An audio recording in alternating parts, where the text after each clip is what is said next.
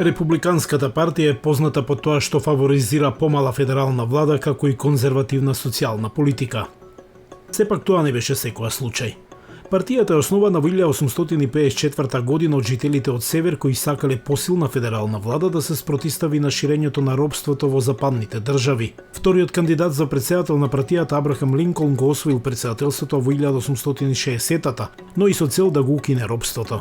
По победата на Северот во граѓанската војна, Републиканската партија доминирала во политиката на земјата во следните 70 години. Во тоа време партијата се залагала за проширување на федералната моќ. Партиските лидери исто така го поддржале 15-тиот амандман со кој се гарантира правото на афроамериканците да гласаат.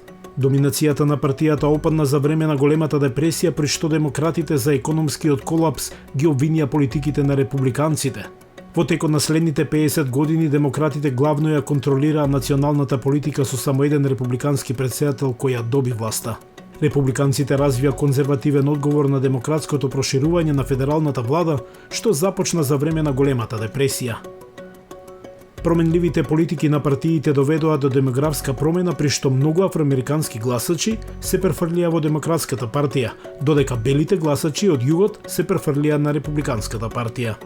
Во 1980-тите републиканецот и претседател Роналд Реган освои големо мнозинство со својата политика.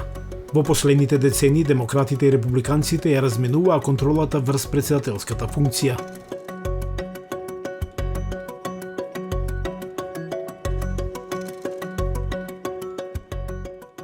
Претседателите на Републиканската партија, како Џорџ Буш и Доналд Трамп, се залагаа за уште помала улога на федералната влада и се придвижија понатаму кон социјалната политика.